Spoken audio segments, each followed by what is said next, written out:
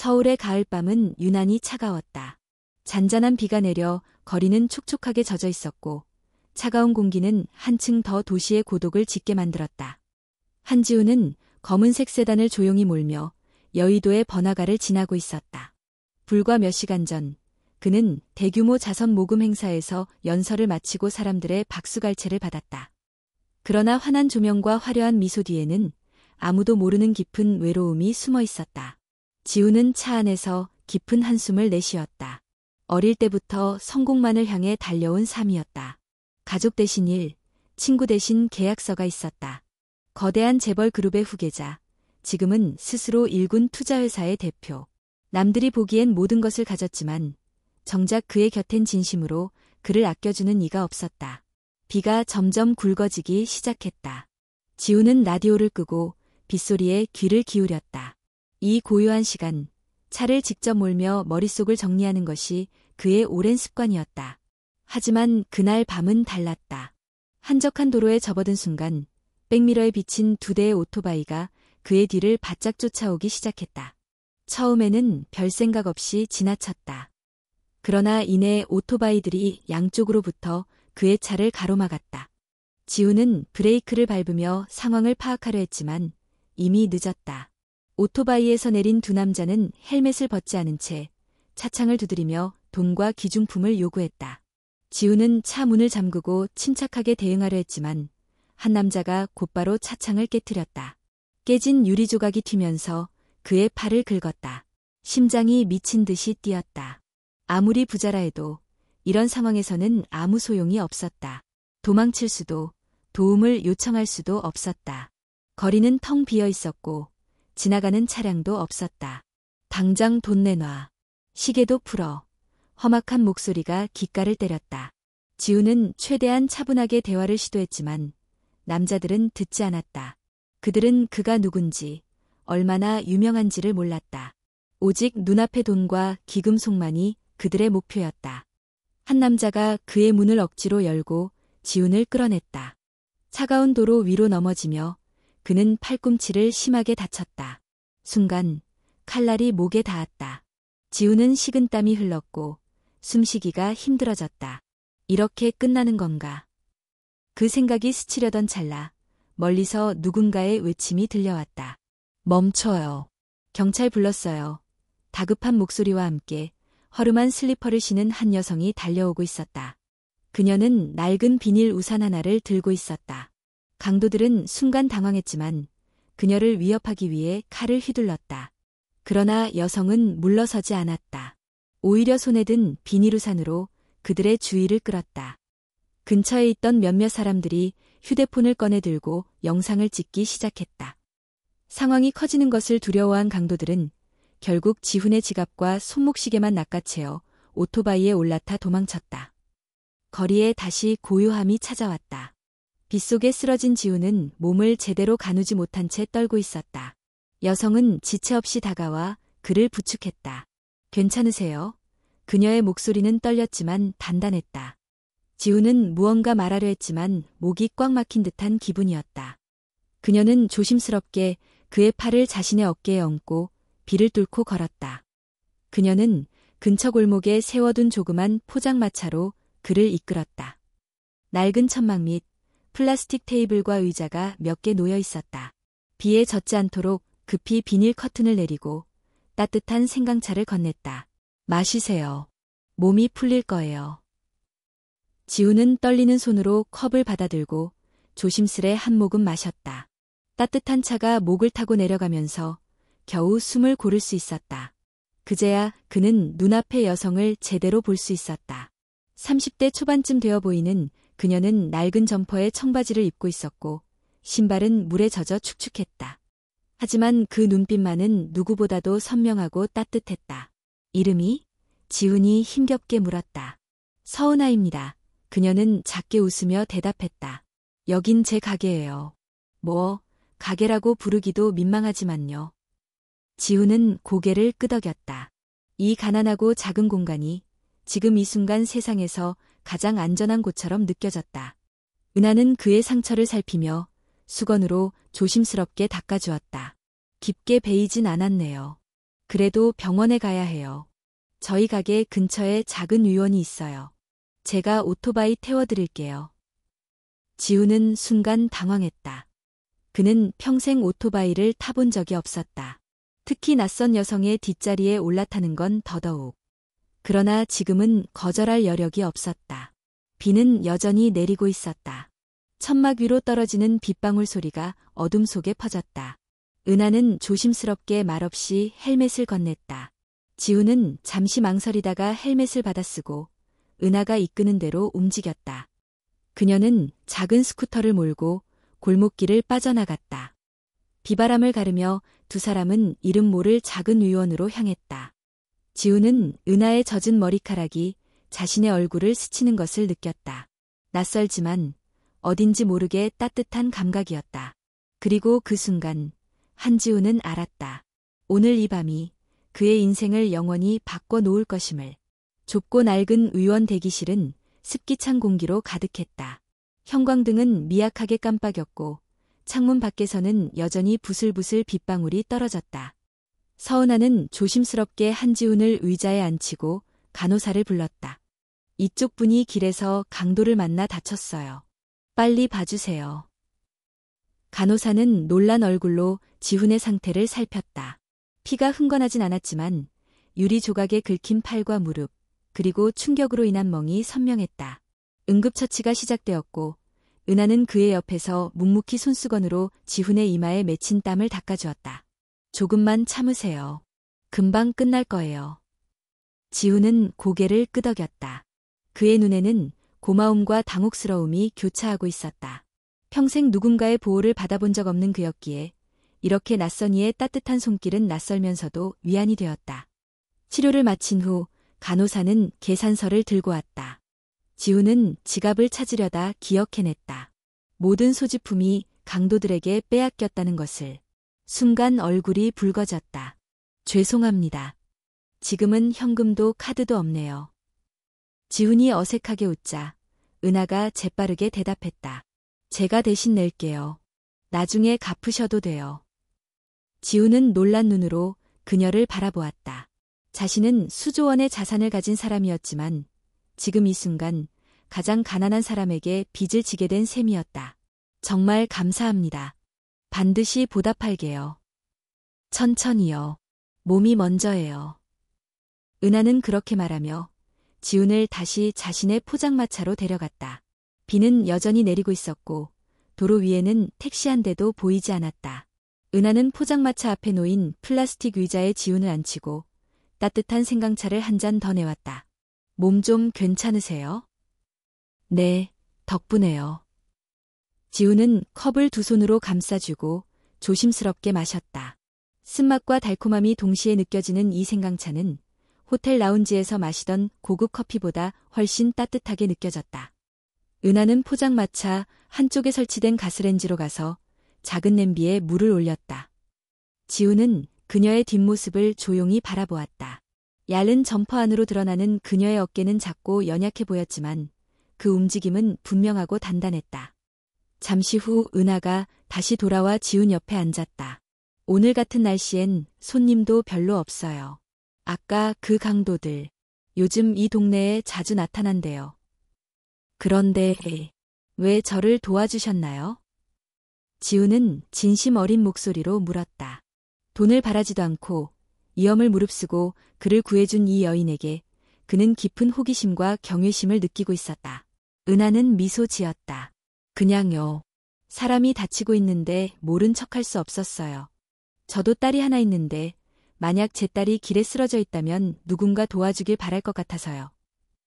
딸이요? 지훈은 놀란 듯 되물었다. 은하는 작게 고개를 끄덕였다. 6살이에요. 이름은 윤지예요. 요즘 감기가 심해서 지인의 집에 맡겨두고 일하고 있어요. 빨리 끝내고 데리러 가야 하는데. 그녀의 눈빛에는 걱정과 미안함이 가득했다. 자정이 넘은 시간, 어린 딸을 집에 두고 포장마차에서 일하는 삶. 지우는 말없이 그녀를 바라보았다. 아직 어린 아이인데 몸이 약해서 병원에도 자주 가야 해요. 그런데 큰 병원은 너무 비싸서 그냥 동네 의원에서 간신히 버티고 있어요.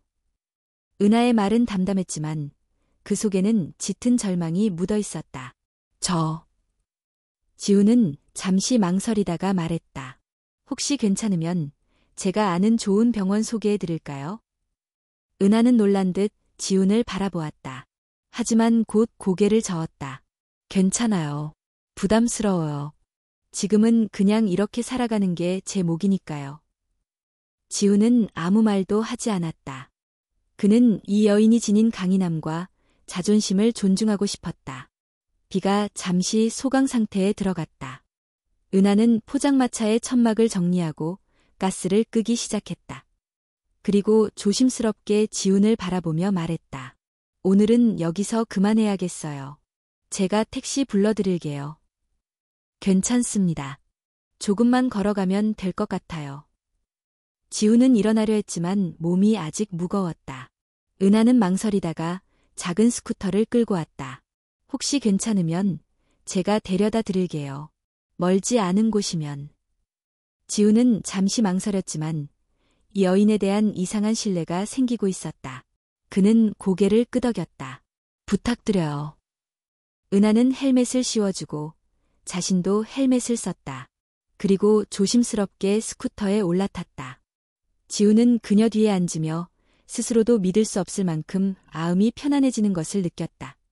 스쿠터는 조용히 빗속을 가르며 어둠을 뚫고 나아갔다. 골목을 빠져나오자 멀리 여의도의 불빛이 보였다. 그 짧은 이동 동안 지훈은 문득 깨달았다. 세상에는 아직도 계산 없이 누군가를 진심으로 걱정해주는 사람들이 존재한다는 것. 그리고 그 마음이야말로 지금껏 자신이 진정으로 갈망해왔던 것임을. 한지훈은 다음날 아침 병원 침대에 누워 천장을 바라보고 있었다. 전날 밤의 모든 일이 꿈처럼 느껴졌다. 차가운 빗속, 무자비한 강도들, 그리고 낯선 여인의 따뜻한 손길. 은하. 그녀의 이름은 아직도 그의 머릿속에 또렷했다. 지훈은 손목을 들어 살펴보았다. 원래 차고 있던 고급 시계는 물론 지갑과 휴대전화까지 모두 사라졌다. 병원 관계자는 그를 발견한 경찰관이 신고를 받고 도착했다고 설명했다. 몸은 크게 다치지 않았지만 마음 한구석에는 깊은 흠집이 남아 있었다.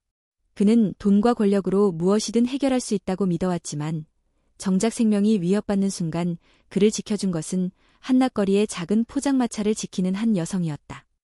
지훈은 병원비를 결제하고 퇴원 수속을 밟았다. 개인 비서 박민석이 급히 달려와 모든 절차를 도왔다.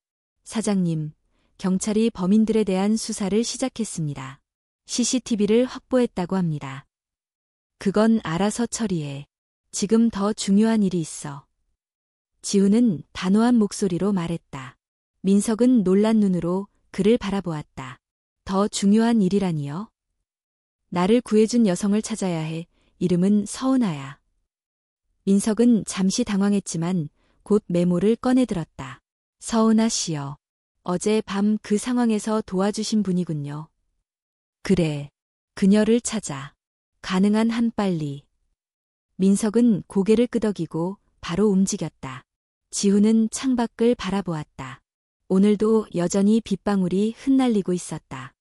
그는 어쩐지 은하가 다시 그 빗속에서 홀로 서 있을 것만 같아 가슴이 먹먹해졌다. 몇 시간이 지난 후 민석이 조심스럽게 보고했다. 사장님, 찾았습니다. 홍대 인근에서 포장마차를 운영하고 있다고 합니다. 서윤지라는 6살 난 딸과 함께 살고 있고요. 지금 바로 가자. 지훈은 대답을 망설이지 않았다. 비가 오는 가운데 검은색 승용차가 조용히 도로를 가로질렀다. 홍대 거리는 평소보다 한산했다. 비 때문에 대부분의 노점상들이 문을 닫았지만 작은 골목 안쪽 천막 하나가 고요히 불을 밝히고 있었다. 낡은 플라스틱 테이블 몇 개, 허름한 천막, 그리고 그 안에 서 있는 한 사람. 서은하였다. 지훈은 차를 멈추고 우산을 펼쳐들었다. 비를 뚫고 천천히 그녀에게 다가갔다. 은하는 작은 버너 위에 주전자 하나를 올려놓고 있었다. 얼굴은 피곤해 보였지만 여전히 단정했고 눈빛은 따뜻했다. 서은아 씨. 지훈이 조심스럽게 불렀다. 은하는 고개를 돌려 그를 바라보았다. 순간 놀람이 그녀의 얼굴을 스쳤지만 곧 차분하게 인사를 건넸다. 어젯밤 괜찮으세요? 지우는 미소 지었다. 덕분에요. 정말 감사합니다. 은하는 쑥스럽게 웃으며 고개를 끄덕였다. 지우는 가방에서 작은 봉투를 꺼냈다. 이건 어제 치료비랑 그리고 감사의 표시입니다. 은하는 봉투를 바라보다가 단호하게 고개를 저었다. 필요 없어요. 제가 도와드린 건 보상을 바란 게 아니었어요. 지우는 잠시 말문이 막혔다. 지금껏 살아오면서 돈을 거절하는 사람을 이렇게 가까이 본 적이 없었다. 그래도 받아주세요. 마음입니다. 정말 괜찮아요. 은하는 부드럽지만 확고한 목소리로 말했다. 지우는 더 이상 억지로 권하지 않았다. 그는 그녀가 가진 자존심을 본능적으로 이해하고 존중하고 싶었다. 대신 그는 다른 방법을 생각해냈다. 그럼 혹시 따님을 좋은 병원에 데려가는 건 어떨까요? 제가 아는 소아 전문 병원이 있어요. 은하는 놀란 듯 지훈을 바라보았다. 그러나 이번에도 고개를 저었다. 도움을 받는 게 쉬운 일은 아니에요. 특히 모르는 사람에게. 지훈은 잠시 그녀의 말을 곱씹었다. 은하는 자신과 딸을 위해 굳세게 살아가는 사람이었다. 동정이나 시혜를 원하지 않는다는 것도 분명했다. 그럼 이렇게 하죠. 지훈이 조심스럽게 제안했다. 제가 병원 예약만 도와드릴게요. 비용은 나중에 생각하세요. 가장 중요한 건 윤지 양이 건강해지는 거니까요. 은하는 망설였다. 한참 동안 침묵이 흘렀다. 그리고 마침내 조심스럽게 고개를 끄덕였다. 알겠어요. 딸이 괜찮아진다면 고마워할게요. 지훈은 안도하며 미소 지었다. 둘 사이에 흐르는 공기는 서서히 부드러워지고 있었다. 은하는 주전자에서 따끈한 인삼차를 컵에 부어 건넸다. 차라도 한 잔 드시고 가세요. 오늘 같은 날씨엔 몸이 금방 식어요. 지훈은 컵을 받아들고 고개를 숙였다. 차가운 빗소리 속에서 따뜻한 김이 피어올랐다. 그 순간 지훈은 문득 깨달았다. 이 작은 포장마차 아래에서 마주한 이 시간, 이 사람과의 인연이 그의 인생에서 가장 소중한 무언가로 이어질지도 모른다는 것을. 며칠이 흘렀다. 서울의 가을비는 그칠 줄 몰랐다. 한지훈은 바쁜 업무에도 불구하고 머릿속에서 서은아와 윤지의 얼굴이 지워지지 않았다. 회사는 여전히 분주했고 효의와 계약이 줄지어 이어졌지만 그에게는 전보다 일의 의미가 덜 느껴졌다. 지훈은 민석을 호출했다. 민석 씨, 시간을 좀 내야겠어. 서은아 씨와 이야기하고 싶어. 민석은 익숙하다는 듯 고개를 끄덕였다. 지난번부터 사장님이 직접 움직이는 일이 잦아졌다. 그러나 그는 지훈의 진심을 알기에 반대하지 않았다. 지훈은 평범한 캐주얼 차림으로 변장을 하고 다시 홍대 골목의 포장마차를 찾았다. 천막은 여전히 낡았지만 안에서 흘러나오는 따뜻한 빛과 은하의 부지런한 손놀림은 변함없었다. 그는 천천히 다가가 조심스럽게 인사를 건넸다. 서은아 씨, 잠깐 시간 괜찮으세요? 은하는 놀라면서도 환하게 웃었다. 네, 물론이죠. 어서 앉으세요. 지훈은 그녀 맞은편에 앉았다. 빗소리가 부드럽게 귀를 간지렸다. 따뜻한 인삼차가 다시 테이블 위에 놓였다. 지난번에 말씀드린 병원 예약해두었습니다. 이번 주 토요일에 검사 가능합니다. 은하는 고맙다는 듯 고개를 숙였다. 그러나 지훈은 오늘 다른 이야기를 꺼내려 했다. 사실 오늘 드릴 말씀이 따로 있습니다. 은하는 의아한 표정으로 그를 바라보았다. 제가 운영하는 회사가 있습니다. 여의도에 본사가 있는데 거기 구내식당에서 일할 사람을 찾고 있습니다. 서은아 씨가 관심 있으시면 소개해드리고 싶어요. 은하는 놀라움과 당혹스러움이 뒤섞인 표정을 지었다. 저를요? 네, 정규직은 아니지만 안정적인 수입이 보장되고 건강보험도 지원합니다. 윤지 양을 키우시는데 도움이 될 거예요. 은하는 두 손을 테이블 위에 모았다. 입술을 깨물며 잠시 생각에 잠겼다. 안정된 직장. 매일 노점에서 비바람을 맞으며 벌어들이는 불안정한 수입 대신 일정한 월급을 받는 삶. 그러나 한편으로는 두려웠다. 그녀가 감당할 수 있을까? 높은 빌딩, 세련된 사람들 사이에서 자신이 초라해 보이지는 않을까? 하지만 저 같은 사람이 그런 곳에서 괜찮을까요? 은하는 조심스럽게 물었다. 능력이 문제가 아닙니다. 성실함과 책임감이 중요합니다. 저는 서은아 씨라면 충분히 잘해낼 수 있다고 믿어요. 지훈의 눈빛은 진지했다. 그는 동정이나 시혜의 눈빛이 아닌 하나의 독립된 인간으로서 은하를 바라보고 있었다. 은하는 다시 주위를 둘러보았다. 낡은 천막, 깨진 플라스틱 의자, 비에 젖은 바다.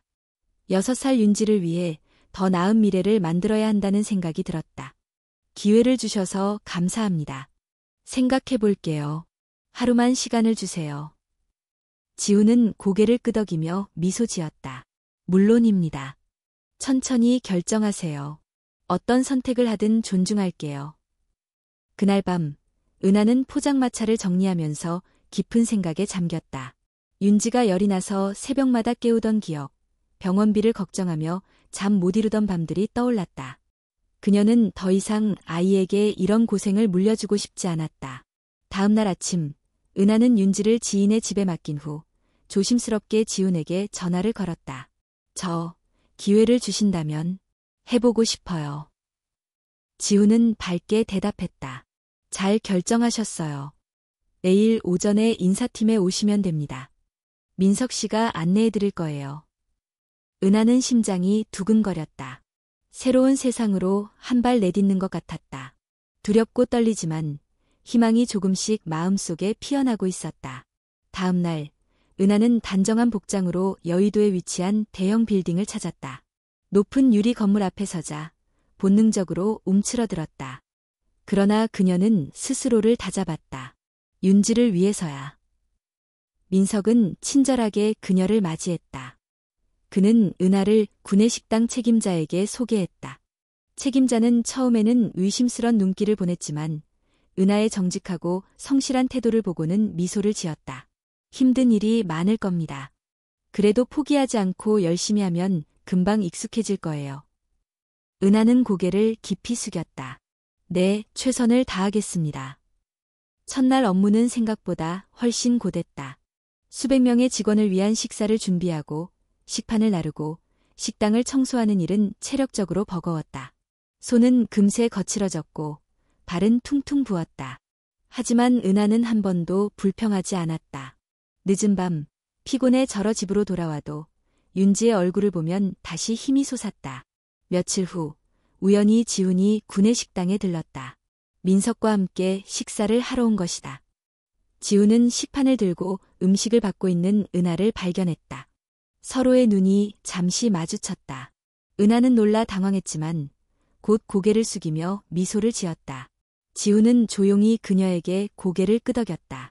그 순간 은하는 깨달았다. 이 새로운 세상이 아직 낯설고 힘들지만 혼자가 아니라는 것을.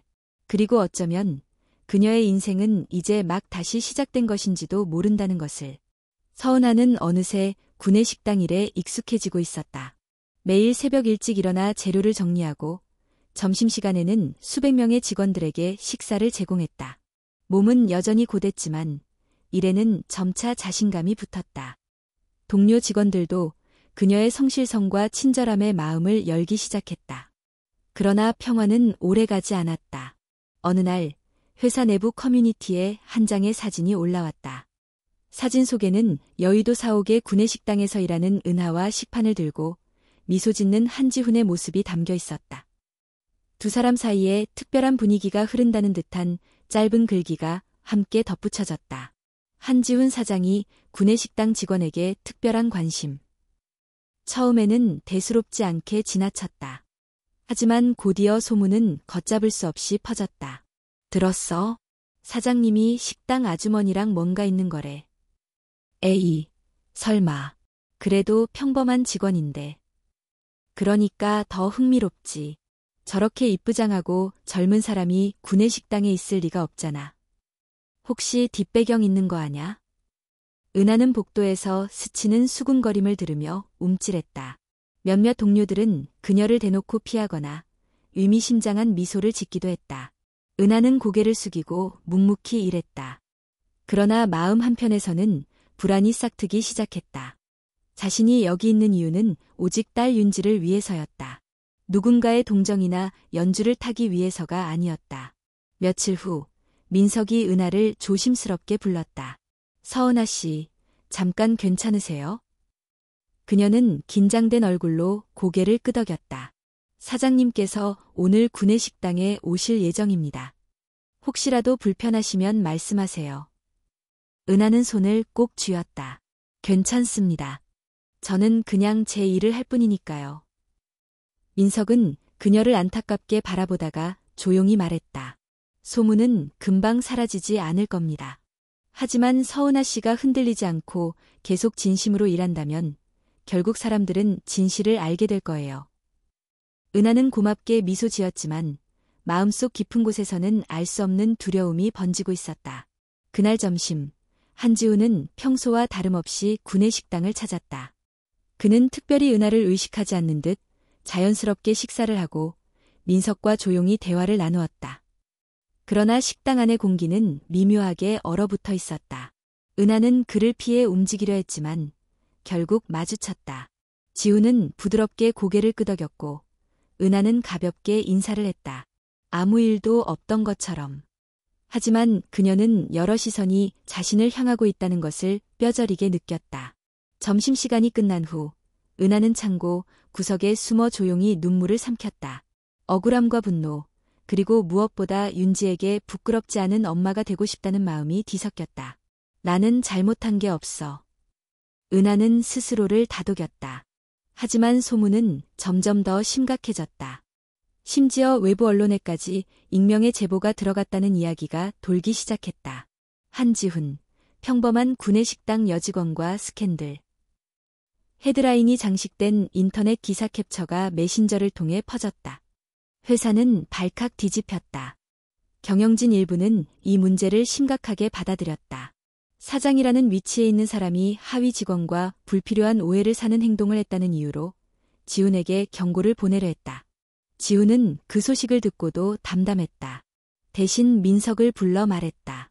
서은아 씨를 건드리는 사람 있으면 바로 알려줘. 그녀는 아무 잘못 없어. 민석은 고개를 끄덕였지만 걱정스러운 눈빛을 감추지 못했다. 한편 은하는 깊은 고민에 빠졌다. 이대로 버텨야 할까? 아니면 조용히 사라지는 게 맞을까? 윤지에게 더 좋은 환경을 주고 싶어서 시작한 일이었지만 이대로 가다가는 그녀를 더 위험한 시선 속에 노출시킬지도 모른다는 생각이 들었다. 밤늦게 그녀는 다시 포장마차에 앉아 비어있는 컵을 손으로 감싸 쥐고 있었다. 오래전 익숙했던 이 자리에 앉으니 마음이 조금은 편해졌다. 하지만 머릿속은 복잡했다. 그때 휴대폰이 울렸다. 지훈이었다. 서은아 씨, 괜찮아요? 은하는 잠시 머뭇거리다가 대답했다. 네, 괜찮습니다. 죄송합니다. 이런 상황을 만든 건 제 불찰입니다. 하지만 제가 약속할게요. 어떤 일이 있어도 당신을 지킬 겁니다. 지훈의 목소리는 단단했다. 그러나 은하는 마음이 아팠다.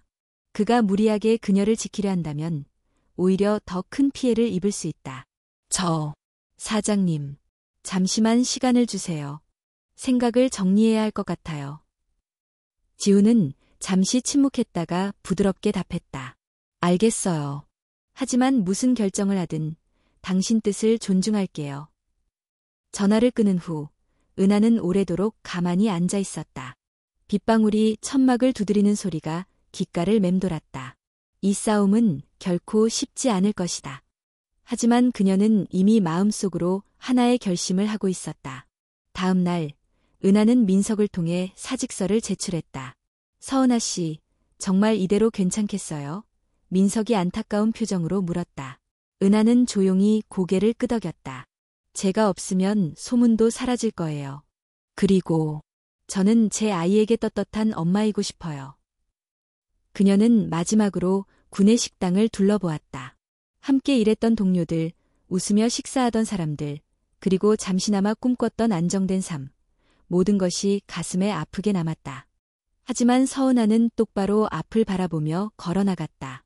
그녀의 손에는 작은 짐 하나와 아직 끝나지 않은 희망이 함께 있었다. 서은아는 사직서를 제출한 뒤 구내식당을 조용히 떠났다.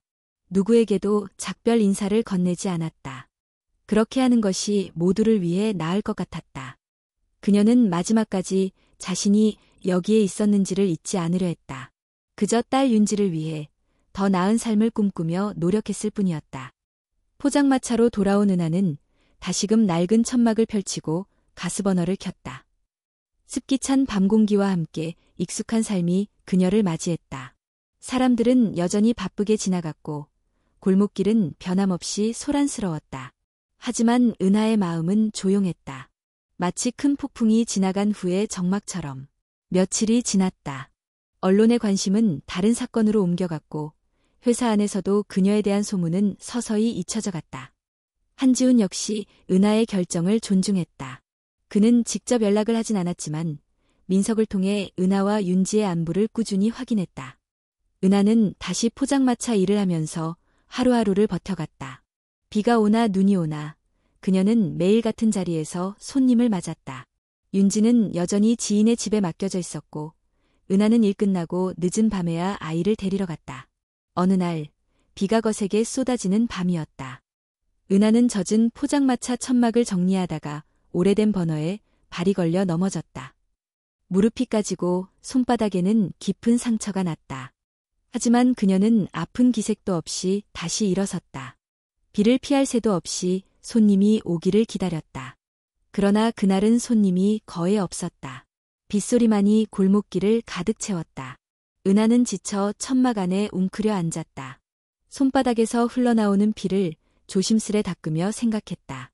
내가 잘한 선택이었을까? 돈도 안정도 모두 뒤로하고 스스로 선택한 길이었다. 하지만 현실은 냉혹했다. 몸은 지쳐갔고 윤지의 병원비는 여전히 걱정거리였다. 그때였다. 골목 어귀에서 검은색 우산을 쓴 사람이 다가오는 모습이 보였다.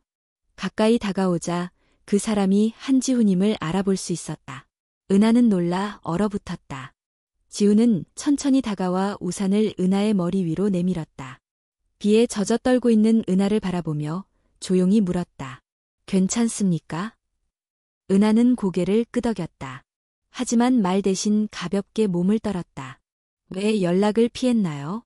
왜 아무 말 없이 떠났습니까? 지훈의 목소리에는 억누른 감정이 묻어 있었다. 은하는 잠시 머뭇거리다가 힘겹게 입을 열었다. 사장님 덕분에 좋은 기회를 얻었어요. 하지만 제가 있으면 사장님께 누가 될 것 같았어요. 그러고 싶지 않았어요. 지훈은 한참 동안 은하를 바라보다가 조용히 말했다. 당신은 내 인생의 절대 짐이 아닙니다. 비가 점점 세차게 내리기 시작했다. 은하의 어깨는 이미 흠뻑 젖어 있었다. 지훈은 한 손으로 우산을 높이 들고 다른 손으로 자신의 코트를 벗어 은하의 어깨에 덮어주었다. 은하는 코트를 움켜쥐며 눈시울이 붉어졌다. 저는 윤지만 지키면 돼요. 다른 건 필요 없어요. 나도 알고 있습니다. 그래서 강요하지 않겠습니다. 하지만 기억하세요. 당신은 누구보다 소중한 사람입니다. 지훈은 그렇게 말하고 조용히 돌아섰다. 그의 뒷모습은 고독했지만 결연했다. 은하는 코트를 끌어안은 채 한참 동안 그 자리에 서 있었다. 비가 그녀의 얼굴을 타고 흘러내렸다. 그것이 빗물인지 눈물인지 구별할 수 없었다. 그날 밤 은하는 집으로 돌아와 윤지를 꼭 껴안았다. 딸은 조그만 손으로 엄마의 목을 감싸며 속삭였다. 엄마, 오늘 비 많이 와요? 응, 우리 윤지 감기 걸리면 안 되니까 잘 자야 해. 응, 엄마 사랑해. 윤지의 따뜻한 목소리에 은하는 끝내 눈물을 흘리고 말았다. 지친 몸과 마음은 아이의 순수한 사랑 앞에서 무너졌다. 다음 날, 은하는 다시 평소처럼 포장마차를 열었다. 그러나 마음속에는 알 수 없는 허전함이 자리 잡고 있었다. 지훈과의 인연을 이렇게 끝내는 것이 맞는 걸까? 아니면 다시 손을 뻗어야 할까? 하지만 답은 쉽게 나오지 않았다. 현실은 냉정했다. 윤지의 약값, 병원비, 생활비, 모든 것이 그녀 혼자 짊어져야 할 짐이었다. 그리고 그날 저녁 또 다른 시련이 찾아왔다. 윤지가 심하게 기침을 하며 열이 올랐다. 처음에는 감기려니 생각했지만 밤새 아이의 상태는 급격히 나빠졌다. 은하는 허둥지둥 윤지를 안고 근처 의원으로 달려갔다. 의사는 심각한 표정으로 말했다. 폐렴 증상이 의심됩니다. 빨리 큰 병원으로 가야 합니다.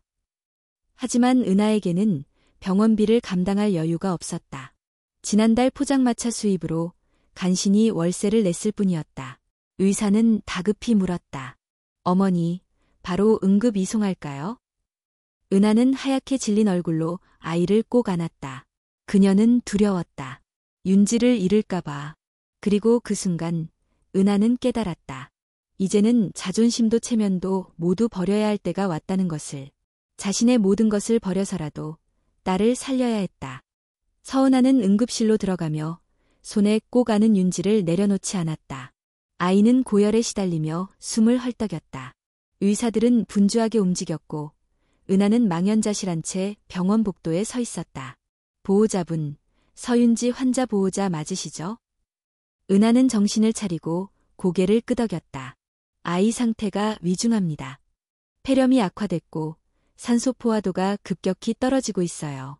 즉시 입원해서 집중 치료를 받아야 합니다. 네, 입원해 주세요. 부탁드립니다. 다만 입원 수속을 밟아야 하고 치료비 보증이 필요합니다. 간호사의 설명에 은하는 얼굴이 하얗게 질렸다. 보증금, 입원비, 약값, 추가 치료비. 머릿속이 어지러워졌다. 지금 통장에 남아있는 돈은 고작 몇만 원뿐이었다. 혹시 지금 바로 결제 가능하신가요? 은하는 떨리는 손으로 작은 가방을 뒤졌다. 지갑 안에는 몇 장의 지폐와 동전뿐이었다. 은하는 간호사에게 애써 미소 지으며 말했다. 잠깐만요. 제가 방법을 찾아볼게요. 아이를 살려야 했다. 어떤 방법을 써서라도. 은하는 병원 밖으로 나왔다. 밤하늘에는 별 하나 없이 먹구름이 가득했다. 차가운 바람이 얼굴을 스쳤지만 온몸은 뜨겁게 달아올랐다. 주변을 둘러본 은하는 핸드폰을 꺼냈다. 손이 부들부들 떨렸다. 연락할 사람은 한 명뿐이었다. 한지훈. 그 사람에게 의지하고 싶지 않았다. 이기적이라고 욕먹고 싶지 않았다. 하지만 지금 자존심 따위는 사치였다. 은하는 깊은 숨을 들이쉬고 그의 번호를 눌렀다. 신호음이 몇 번 울리고 지훈이 전화를 받았다. 여보세요? 은하는 한동안 말을 잇지 못했다. 목이 메어 아무 소리도 나오지 않았다. 서은하 씨. 지훈이 걱정스럽게 부르는 소리에 은하는 간신히 입을 열었다. 사장님, 도와주세요. 윤지가. 말을 끝맺기도 전에 눈물이 쏟아졌다. 지훈은 망설이지 않았다. 어디에요? 지금 바로 갈게요. 은하는 병원 이름과 위치를 간신히 전달했다. 전화를 끊자마자 다리에 힘이 풀려 벤치에 주저앉았다. 얼마나 시간이 흘렀을까. 검은색 차 한 대가 병원 앞에 급히 멈췄다. 문이 열리고 한지훈이 뛰어내렸다. 그의 얼굴은 평소보다 훨씬 굳어 있었다. 서은하 씨. 지훈은 그녀를 찾아 뛰어왔고 은하는 무너질 듯 그에게 안겼다. 윤지가. 괜찮아요. 이제 괜찮아요. 지훈은 은하의 어깨를 감싸 안으며 다정하게 말했다. 그리고 곧장 병원 로비로 들어가 수속을 밟았다. 모든 치료비, 입원비, 필요한 모든 절차를 제가 책임지겠습니다. 바로 치료 시작하세요. 지훈은 단호하게 말했다. 병원 측은 그의 명확한 태도에 망설임 없이 움직였다. 윤지는 집중치료실로 옮겨졌고 산소호흡기를 착용했다. 작은 몸이 기계에 의존해 숨쉬는 모습을 보며 은하는 무력감에 사로잡혔다. 지훈은 조용히 그녀 곁에 앉았다. 그리고 손수건을 꺼내 그녀의 젖은 얼굴을 닦아주었다. 괜찮아요. 윤지는 강한 아이예요. 꼭 이겨낼 거예요. 은하는 가늘게 떨리는 손으로 얼굴을 가렸다. 죄송해요.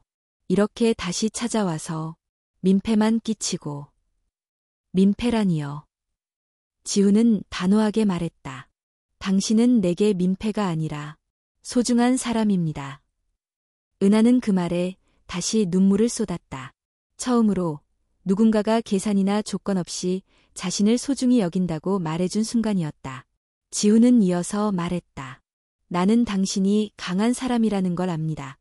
당신이 어떤 선택을 하든 어떤 결정을 하든 그 자체로 존중받아야 해요. 은하는 고개를 끄덕였다. 더 이상 말로 설명할 수 없는 감정이 가슴을 가득 채웠다. 시간은 느릿하게 흘러갔다. 새벽이 가까워질 무렵 의사가 집중치료실에서 나왔다. 어머니, 아이가 조금씩 안정되고 있습니다. 다행히 빠르게 대처해서 위기를 넘겼어요. 은하는 자리에서 벌떡 일어났다. 정말요? 네, 당분간 집중치료가 필요하겠지만 잘 회복될 가능성이 높습니다. 은하는 안도의 눈물을 흘렸다. 지훈 역시 미소를 지으며 그녀를 바라보았다. 이제 시작입니다. 윤지도, 은하 씨도. 지훈은 조심스럽게 말했다. 그 말은 단순한 위로가 아니었다. 새로운 삶을 함께 시작하자는 다짐처럼 들렸다. 은하는 작은 목소리로 답했다. 네, 저도 다시 시작할게요. 그날 새벽, 은하는 병원 복도에서 처음으로 깊은 숨을 내쉬었다. 무거웠던 짐이 조금은 가벼워진 듯했다. 그리고 마음속으로 조용히 다짐했다. 이 생명을 지켜준 사람에게 언젠가 반드시 진심을 전하겠다고. 병원 복도는 여전히 조용했다. 새벽빛이 창문 틈새로 스며들며 은은한 푸른색을 띠었다. 서은하는 윤지가 치료를 받고 있는 집중치료실 문을 바라보며 조용히 기도했다. 작은 손으로 엄마의 손을 꼭 쥐고 있던 윤지의 모습이 머릿속에 생생히 떠올랐다. 옆자리에 앉은 한지우는 가끔씩 그녀를 바라보았다. 차가운 병원 벤치에도 불구하고 은하는 단 한 번도 자리를 뜨지 않았다. 그는 그녀의 강인함과 애절함을 가슴 깊이 느꼈다. 몇 시간 뒤 윤지의 상태는 점차 호전되었다는 소식이 전해졌다. 은하는 안도의 한숨을 내쉬며 고개를 숙였다. 정말 다행이에요. 지훈이 조용히 말했다. 은하는 눈가를 적시며 작게 웃었다. 사장님 덕분이에요. 아니, 지훈 씨 덕분이에요. 지훈은 놀란 듯 은하를 바라보았다. 은하가 처음으로 형식적인 호칭 대신 그의 이름을 부른 순간이었다. 그는 조심스럽게 미소 지었다. 저는 그저 할 일을 했을 뿐입니다. 은하는 다시 고개를 숙였다. 마음속에는 복잡한 감정이 얽혀 있었다. 감사, 미안함, 그리고 설명할 수 없는 따뜻함. 지우는 자리를 일어나며 말했다. 서은하 씨, 아니, 은하 씨, 앞으로 아이가 완전히 회복될 때까지 필요한 건 모두 제가 책임지겠습니다.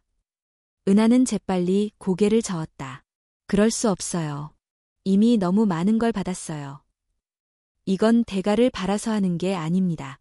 그저 당신과 윤지가 행복해지길 바랄 뿐입니다. 지훈의 진심이 담긴 목소리에 은하는 아무 대답도 할 수 없었다. 그날 오후, 지훈은 민석을 통해 병원비 전액을 처리했다. 뿐만 아니라 은하와 윤지가 퇴원 후 거처할 수 있도록 작은 아파트도 준비해 두었다. 그러나 그는 은하에게 강요하지 않았다. 선택은 그녀의 몫이었다. 며칠 후, 윤지는 기적처럼 빠르게 회복했다. 폐렴은 완전히 가라앉았고 아이의 얼굴에는 다시 생기가 돌기 시작했다.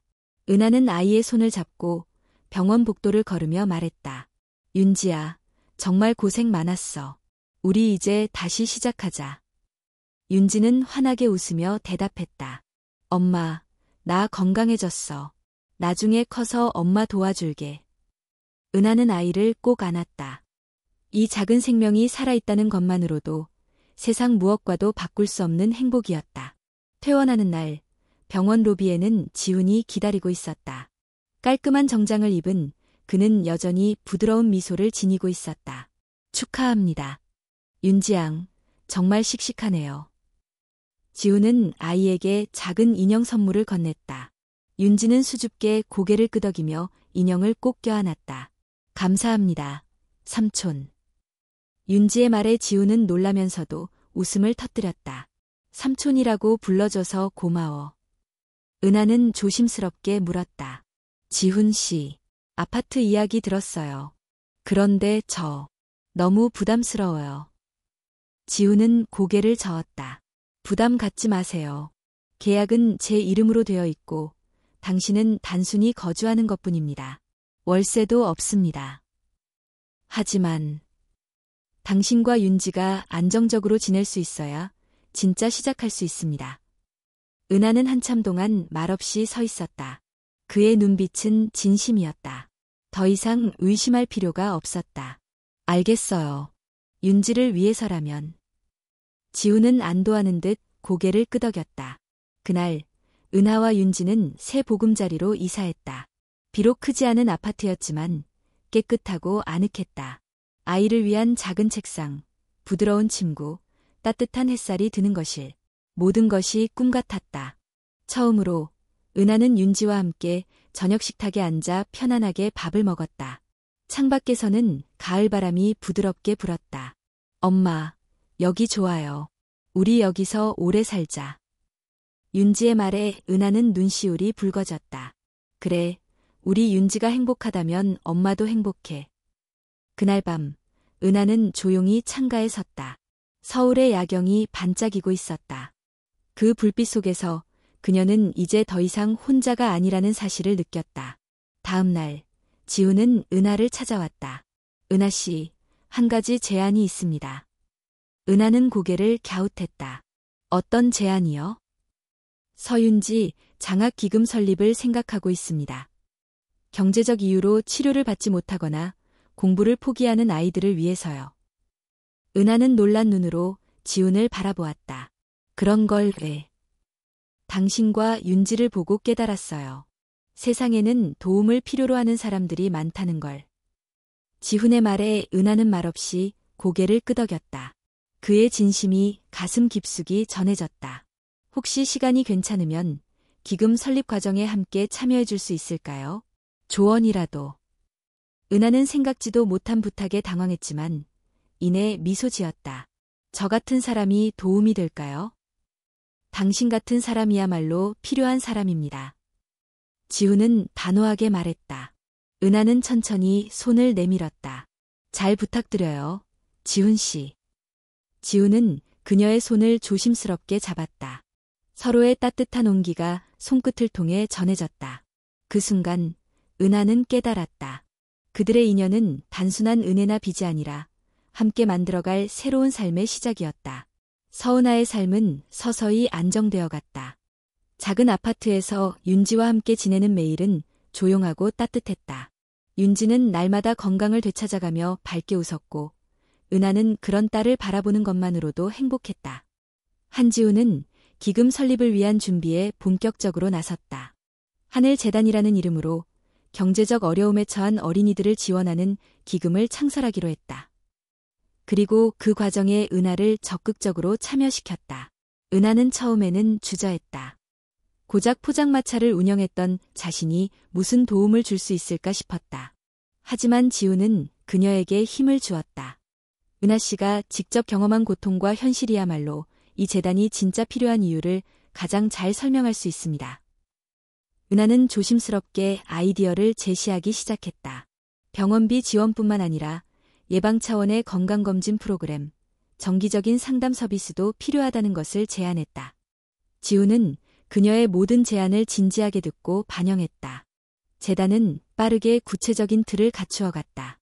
이름을 정하고 첫 번째 기부 캠페인을 준비하며 공식 출범식을 계획했다.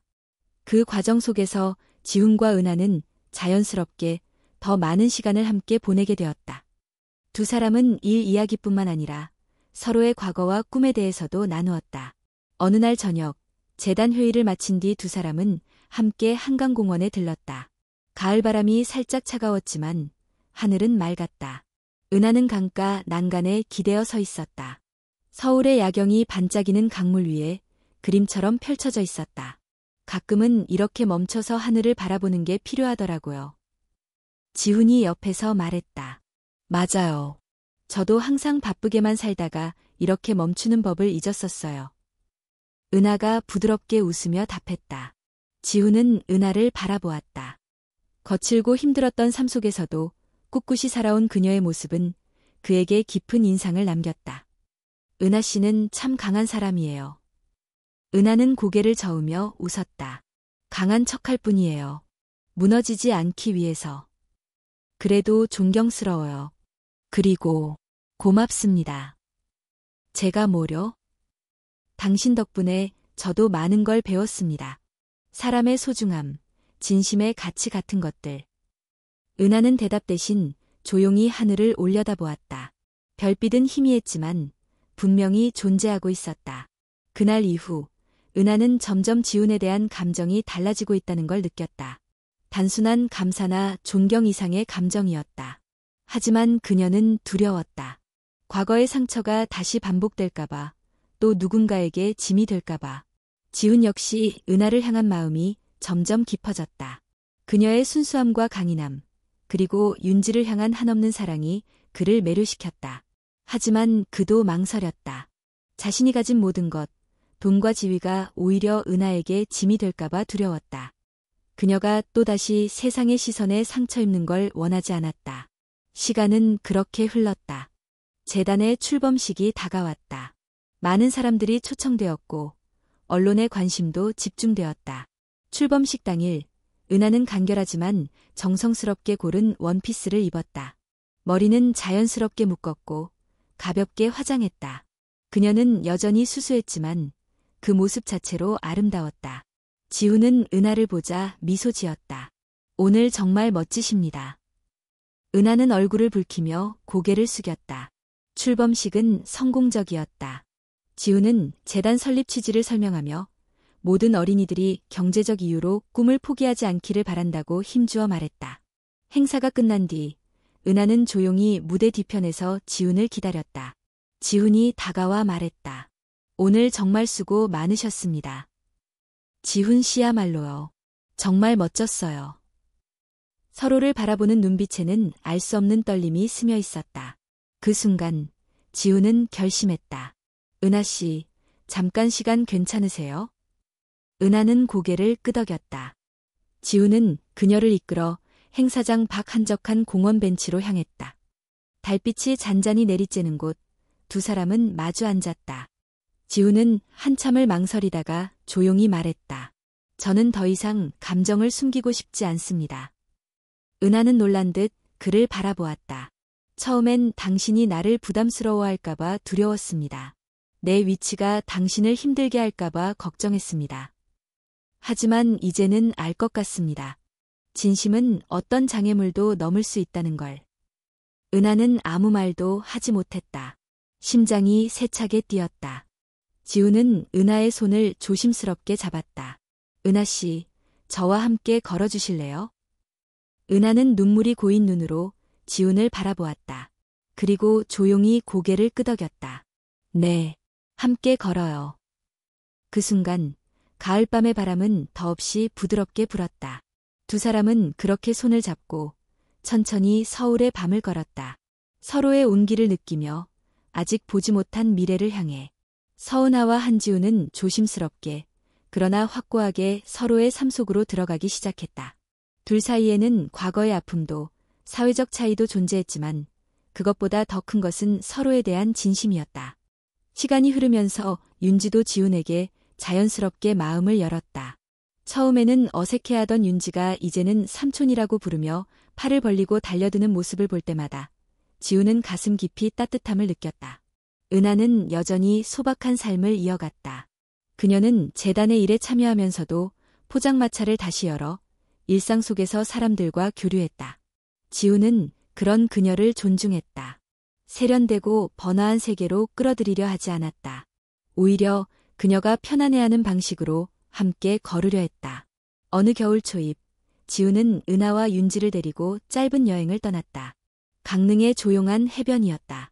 사람들로 붐비지 않는 한적한 바닷가를 걷는 동안 은하는 오랜만에 마음 깊은 곳까지 편안해짐을 느꼈다. 세 사람은 모닥불 옆에 앉아 따뜻한 코코아를 마시며 이야기를 나눴다. 윤지는 조약돌을 모으며 해맑게 웃었다. 그 모습을 바라보던 지훈은 은하에게 조심스럽게 물었다. 은하 씨, 지금 행복하신가요? 은하는 눈을 깜빡이며 지훈을 바라봤다. 그리고 진심 어린 미소를 지었다. 네, 정말 행복해요. 이렇게 평범한 시간이 이렇게 소중할 줄 몰랐어요. 지훈도 함께 미소 지었다. 저도 그래요. 당신과 윤지 덕분에. 바다 건너로 해가 천천히 지고 있었다. 붉게 물든 하늘과 잔잔한 파도 소리가 어우러진 그 풍경 속에서 지훈은 작은 상자를 꺼냈다. 이건. 은하는 놀란 눈으로 그를 바라보았다. 지훈은 상자를 열어 은은하게 빛나는 은반지를 꺼냈다. 다이아몬드나 금 장식이 없는 단순하지만 정성스러운 반지였다. 특별한 반지는 아니에요. 하지만 제 마음을 담았습니다. 지훈은 은하의 손을 잡고 조용히 말했다. 은하 씨, 저와 함께 살아주세요. 평생을. 은하는 아무 말도 할 수 없었다. 눈물이 가득 고인 채로 지훈을 바라보았다. 그는 기다렸다. 은하가 스스로 결정을 내리기를. 한참의 침묵 끝에 은하는 떨리는 목소리로 답했다. 네, 저도 함께할게요. 지훈은 조심스럽게 은하의 손가락에 반지를 끼워주었다. 윤지는 옆에서 깔깔 웃으며 말했다. 엄마, 삼촌이랑 결혼하는 거야? 은하는 웃으며 윤지를 꼭 안았다. 그래, 우리 윤지랑 셋이서 함께 가족이 되는 거야. 지훈은 두 사람을 바라보며 다시 한번 다짐했다. 어떤 일이 있어도 이 소중한 사람들을 지키겠다고. 서울로 돌아온 후 두 사람은 조용한 약혼식을 올렸다. 가까운 친구들과 가족만 초대한 작은 자리였다.